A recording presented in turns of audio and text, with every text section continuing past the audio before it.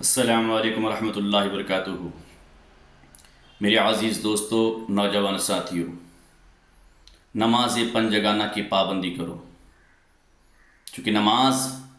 افضل ترین عبادت ہے اور نماز اللہ تبارک تعالیٰ کی محبوب ترین عمل ہے۔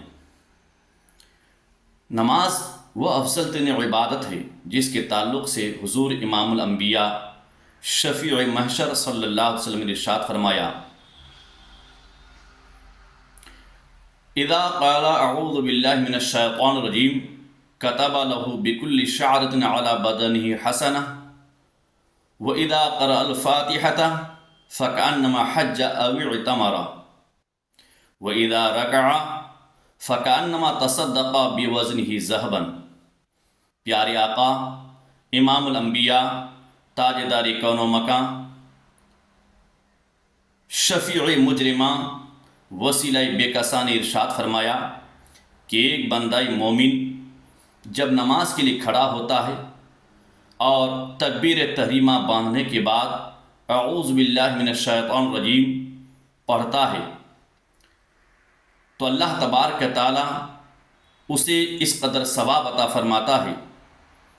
میرے آقا فرماتے ہیں کتب لہ بکل شعرۃ علی بدنہ حسنہ، تو اللہ اس کے نامہ اعمال میں اس قدر ثواب درج فرماتا ہے، لکھتا ہے کہ اس نمازی بندے کے سر سے لے کر پیر تک جسم میں جتنے بھی بال ہوتا ہے ان تمام بالوں کی تعداد کے برابر اللہ تبارک تعالیٰ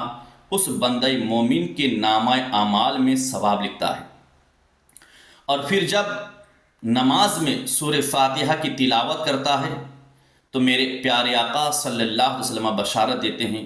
وَإِذَا قَرَأَ الْفَاتِحَةَ فَكَأَنَّمَا حَجَّ أَوْ اعْتَمَرَ۔ جب نماز میں بندہ مومن سورہ فاتحہ کی تلاوت کرتا ہے تو اللہ تبارک تعالیٰ اسی حج اور عمرہ کا ثواب عطا فرماتا ہے۔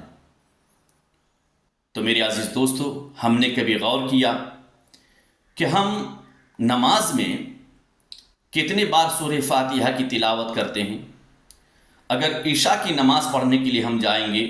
تو ہم نماز عشاء میں 17 رکعت جب ہم ادا کرتے ہیں تو 17 مرتبہ ہم سورہ فاتحہ کی تلاوت کرتے ہیں، تو گویا کہ ایک بندہ مومن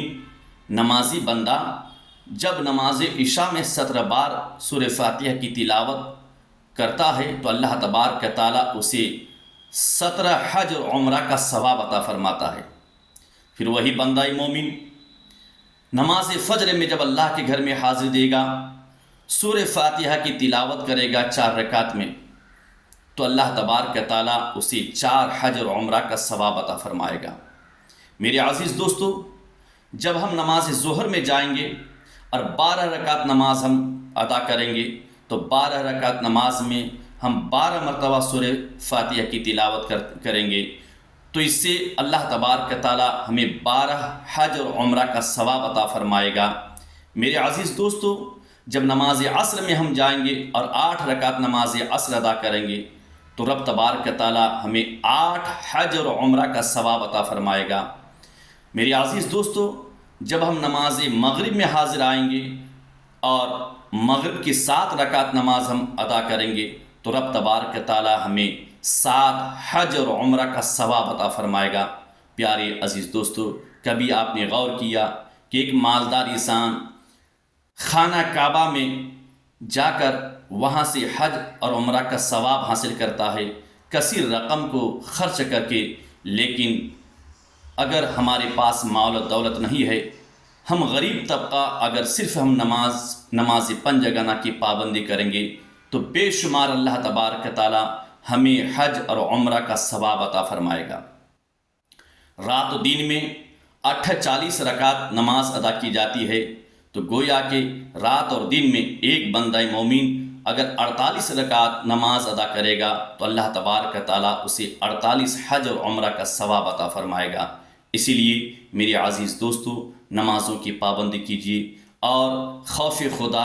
خشیت الہی کو لے کر، محبت نبی کونین کو لے کر نماز پنجگانہ کی پابندی کریں۔ اللہ تبارک تعالی ہمیں اس نماز پنجگنا کی برکت سے دنیا میں خوشحالی عطا فرمائے گا، تمام پریشانیوں سے اللہ تبارک و تعالی ہم سب کی حفاظت فرمائے گا۔